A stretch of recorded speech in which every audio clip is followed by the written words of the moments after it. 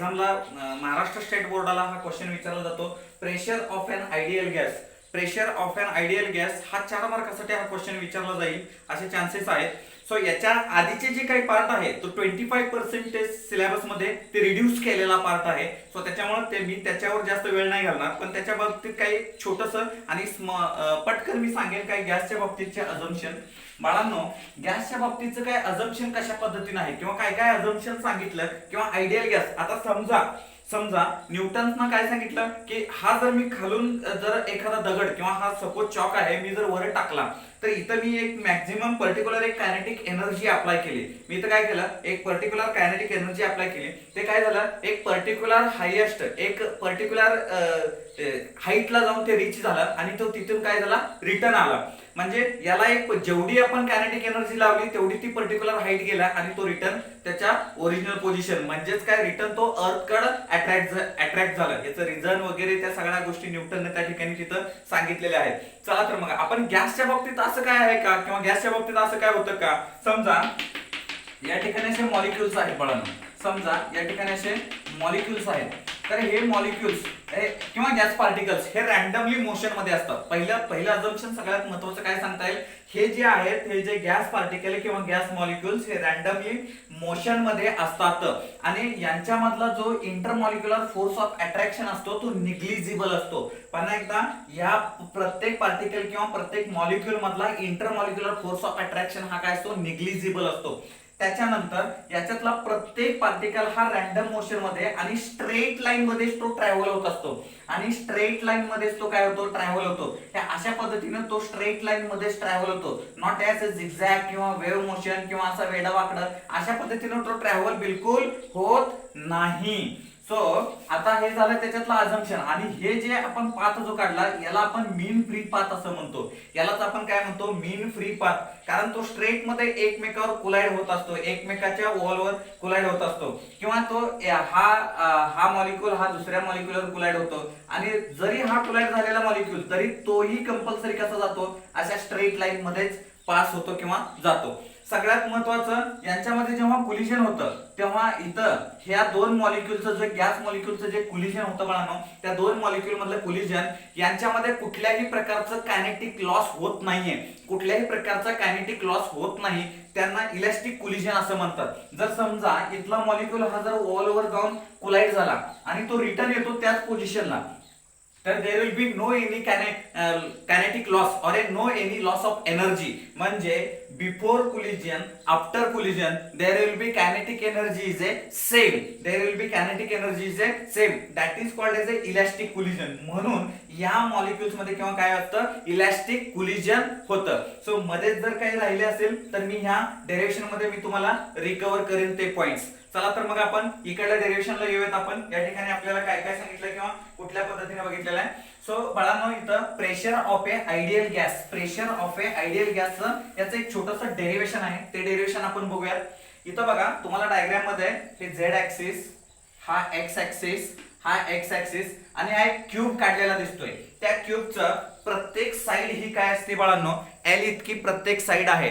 So प्रत्येकाची side, प्रत्येक ह्या क्यूबिकलची साइड ही एल असते. तर ह्या क्यूबचं व्हॉल्यूम असतं एल क्यूब. आणि इथे मी एक वायझेड प्लेन काढलाय. हा जो शेडेड रिजन आहे ना, हा शेडेड जो प्लेन आहे हे वायझेड ला पॅरलल आहे. हा शेडेड प्लेन काय आहे, हा वायझेड ला पॅरलल आहे, parallel to shaded region. Okay, so ते हे करायचं शेडेड रिजन. ओके, सो तो शेडेड रिजन जो आहे तो वायझेड ला पॅरलल आहे. सो त्याच्यानंतर याच्यातलं प्रत्येक ईच जी ही लेंथ आहे ती एल इतकी आहे. जर मला ह्या पॅरललचं तर त्याचा एरिया काढायचा झाला, तर शेडेड रिजनचा जर एरिया काढायचा झाला तर तो एल इंटू एल म्हणजे एल स्क्वेअर असतो. तो एल इंटू एल म्हणजे एल स्क्वेअर असतं. मी तुम्हाला आधी सांगितलं, मी इथे एक मॉलिक्यूल कन्सिडर करतो. इथे गॅस मॉलिक्यूल आहे ज्याची व्हेलॉसिटी v इतकी आहे, ज्याची व्हेलॉसिटी v इतकी आहे. मी त्याला vx अकॉर्डिंग टू आपल्याला कुठल्या कंपोनंटची किंवा कुठल्या ऍक्सिस सोबत विचार करायचा आहे, तर तो x ऍक्सिस सोबत विचार करायचा आहे. जर समजा मी फक्त एका मॉलिक्यूलचा विचार करणार आहे, एक मॉलिक्यूल इथून सुरुवात झाला, तो इथं कोलाइड झाला, तो त्याच्या ओरिजिनल पोझिशनला आला. पुन्हा एकदा दुसरा मॉलिक्यूल इथं कोलाइड झाला, तो रिटर्न इथं आला. म्हणजे असे सगळ्या मॉलिक्यूलचा आपण विचार करणार आहे, पण ते केव्हा, ते ऍव्हरेज मध्ये. त्या ऍव्हरेज मध्ये सध्या मी काय करणार आहे, एकाच मॉलिक्यूलचा विचार करणार आहे, एकाच मॉलिक्यूलचा. तो मॉलिक्यूल म्हणजे याच्यामध्ये परत एकदा कुठलं कोलिजन होणार आहे, याच्यामध्ये इलास्टिक कोलिजन होणार आहे. म्हणजे काय, हा मॉलिक्यूल इथून सुरुवात झाला, तो इथल्या वॉलवर कोलाइड झाला आणि तो रिटर्न या ठिकाणी आला. सो असं येत असताना बाळांनो, येत असताना आता मी त्या ठिकाणी सांगतो initial momentum. So initial momentum त्या ठिकाणी असतं. मोमेंटम म्हणजे काय बाळांनो, मोमेंटम म्हणजे m into velocity, mass into velocity means m into vx का लिहिलं तर हे x कंपोनंट, अकॉर्डिंग टू याचं मोशन कुठं आहे, x कंपोनंट आहे, not y not z. Okay, so y आणि z ते अनअल्टर्ड, आपण y आणि z नंतर बघूया. पण सध्या इथं काय लक्षात घ्यायचं आहे, इनिशियल मोमेंटम हे mvx आणि आता फायनल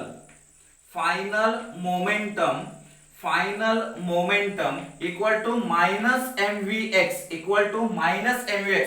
मायनस का लिहिलं तर तो हा इथं गेला, कोलाइड झाला आणि रिटर्न त्याच्या ओरिजिनल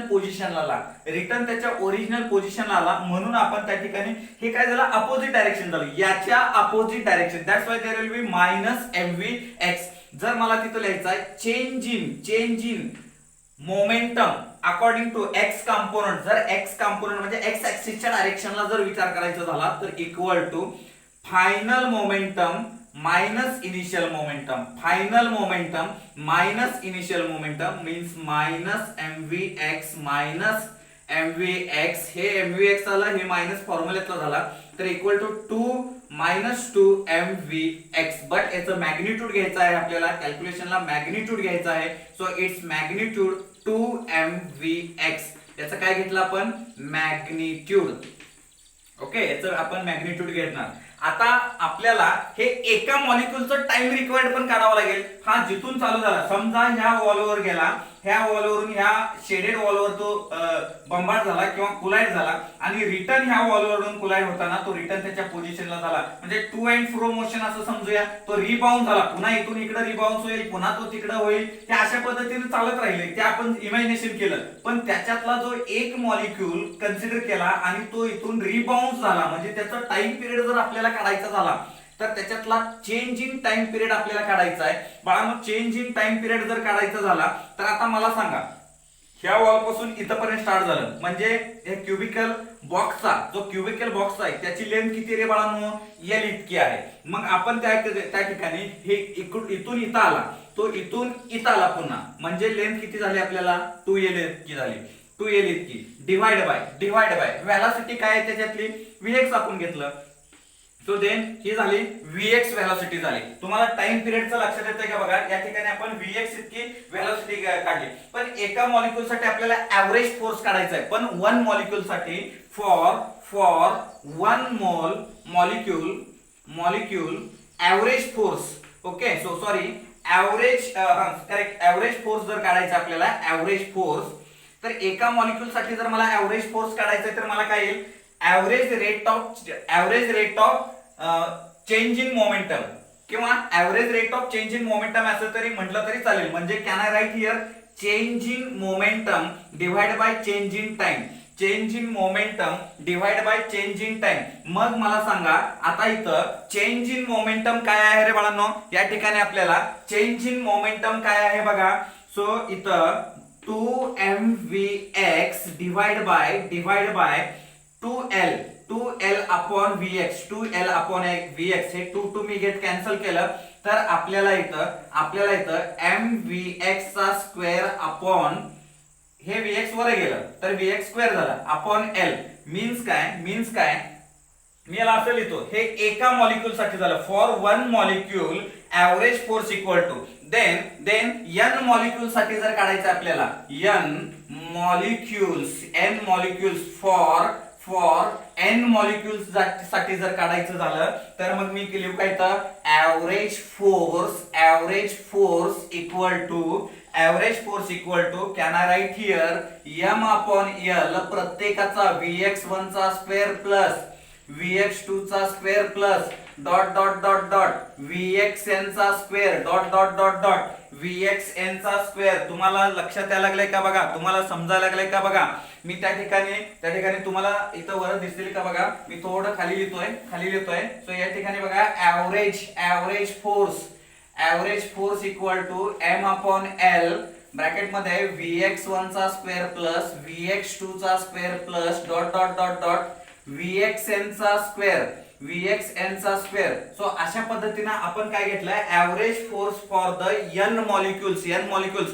पण हे कसे आहेत, हे सगळे n मॉलिक्युल्स हे अशा पद्धतीनं पॅरलल x कंपोनेंटला आहेत. हे अशा पद्धतीनं प्रत्येक असं पॅरलल x कंपोनेंटशी पॅरलल आहेत. तर हे x कंपोनेंटची कंप्लीट पॅरललचा विचार केला आपण आणि त्या पद्धतीने इथं राईट केलं. तर आता आपल्याला काढायचं आहे ऍव्हरेज प्रेशर. जर आपल्याला काढायचं झालं तर ऍव्हरेज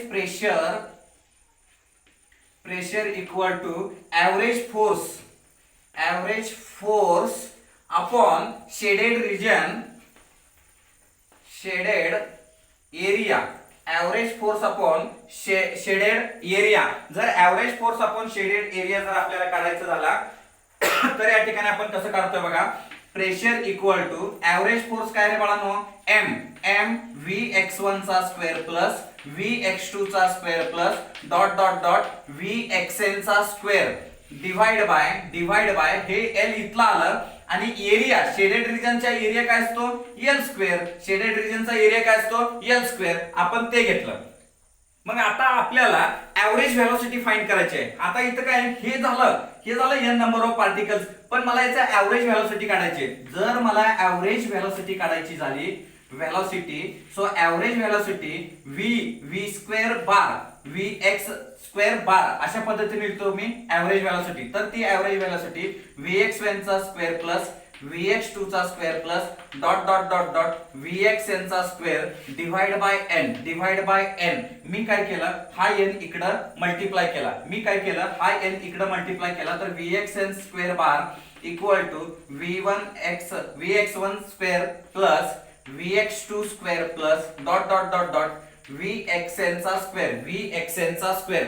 ही जी व्हॅल्यू आहे ही व्हॅल्यू इथं पुटअप करा. ही जी व्हॅल्यू आहे ती व्हॅल्यू इथं वरच्या व्हॅल्यू मध्ये पुटअप करा. तर आपल्याला P इक्वल टू काय येतं बघा, P इक्वल टू काय येतं, m हे L इंटू L क्यूब झालं. L क्यूब म्हणजेच मी इथं सांगितलंय तुम्हाला, L क्यूब म्हणजेच काय, व्हॉल्यूम. सो मी इथं लिहितो m अपॉन v आणि इथं लिहितो nvx स्क्वेअर.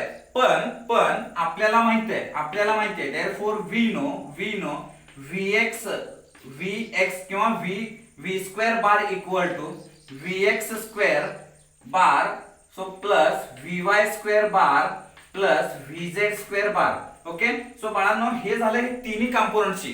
जर ही सिमिलॅरिटी मध्ये असतील, ही तिन्ही कंपोनेंटचे जर सिमिलॅरिटी मध्ये असेल तर सिमिलॅरिटी मध्ये म्हणजेच काय, vx equal to vy equal to vz म्हणजे vx square bar equal to vy square bar equal to vz square bar. Okay. So vz square bar असेल तर इथं येतं 1/3 v square bar 1/3 v square bar. कसं काय सांगतो, हे तिन्ही एकमेकाला इक्वल आहेत म्हणजे इथे Vx ठेवलं, इथे Vx ठेवलं, Vx स्क्वेअर बार Vx स्क्वेअर बार Vx स्क्वेअर बार 3Vx स्क्वेअर बार 3Vx स्क्वेअर बार. तो Vx स्क्वेअर बार हा 3 इकडे पाठवला तर हे 1/3 v square. Okay. So 1/3 v square. So मी इथं Vx ची व्हॅल्यू ठेवली, तर मी इथं Vx ची व्हॅल्यू ठेवल्यानंतर मला P इक्वल टू काय येतं बघा, ही Vx ची व्हॅल्यू ठेवतो. तर इथं n अपॉन मी इकडं 1/3 लिहितो 1/3 n अपॉन v हे v थोडा मोठा काढतो कारण व्हॉल्यूम आहे ते इंटू mv चा स्क्वेअर बार. अशा पद्धतीनं तुम्हाला हे भेटतं प्रेशरचं